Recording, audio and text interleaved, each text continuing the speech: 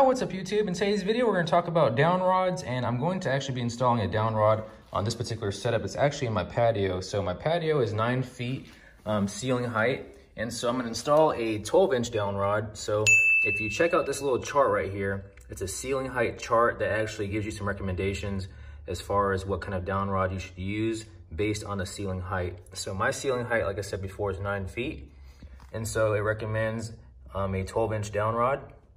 And then as you can see here, 10 feet ceiling, recommends 18 inches, 24-inch downrod for 11 feet, and so on here.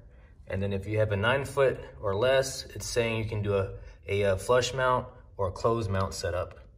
So I'm gonna show you how mine looks in the patio. All right, so here's the 12-inch downrod we're gonna be installing today on that dual fan outside.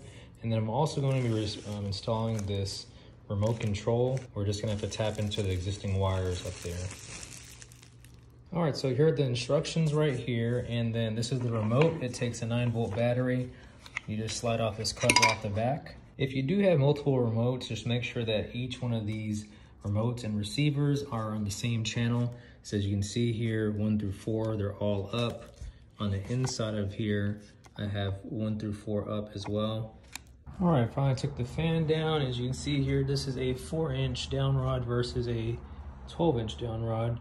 All right, so you're going to loosen these screws up here, push the pin all the way through the other side, and there's a little locking pin that goes in there.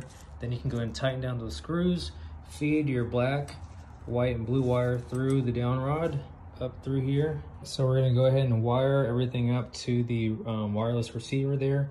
But the first thing you have to do is go ahead and put the cap on first. Just like that. Slide that down, and then your finishing pieces have to go next. So go and put this through here, put this through here, and then you can finally use the cap. Go and get your pin ready. You're gonna slide this down next, just like that. Slide your pin through here. And then you're gonna go ahead and lift this up. And then you wanna match it up with that groove and that groove right there. Just like that. And then you're gonna go ahead and tighten down the screw right there, and you're ready to connect your wireless receiver. All right, so I have everything assembled again. The bottom piece cover goes on there, then your little bezel right there, and then your top cap. And then you're going to slide this piece right here down, put the pin inside, then lift this whole thing back up, and tighten down that screw, and then you're ready to wire everything up. So the way I have everything wired up is this goes to the fan, the white, the black, and the blue. These 3 go to the fan.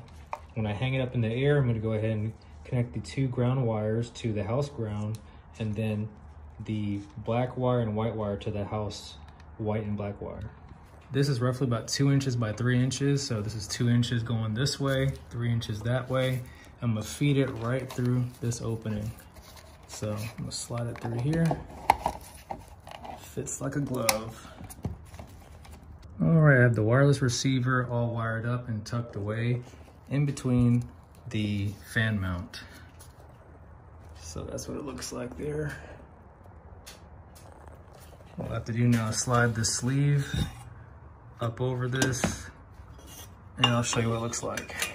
All right, I have the receiver tucked away behind this cover mount here, and you can see there are no exposed wires anywhere. Now we're just gonna come down the ladder and give this thing a test run. All right, here's the fan. I've got the 12-inch downrod, and it used to have a 4-inch downrod. It's a bronze rustic color. If you want to check out that downrod, just check out the link down in the description below. I actually tried to buy one at Home Depot, but it had a different design. It had kind of like a screw-in finish on one side, and then it had a little hole to go through on the bottom. And I actually needed this particular type here. But I'm gonna go ahead and test it out now with this wireless remote here. Again, the receiver and everything is tucked away up in there. And I'm gonna go ahead and test out the light. So when you push this button right here, the light comes on, and it comes off. You can also override it here as well. I'm gonna turn the light on for you, and then we're going to try the highest setting.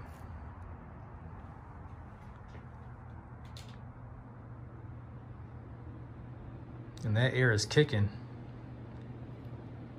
And then we'll try the medium setting. You can already hear the difference. And we'll try the low setting.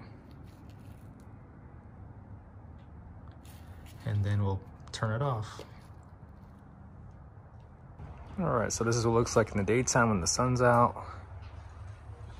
You can see the downrod there.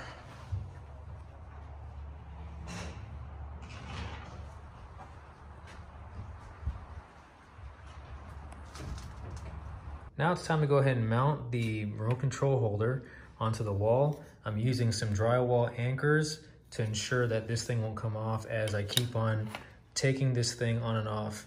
So I went ahead and put that right over here. All I have to do is put some screws through it and I'll mount it right there.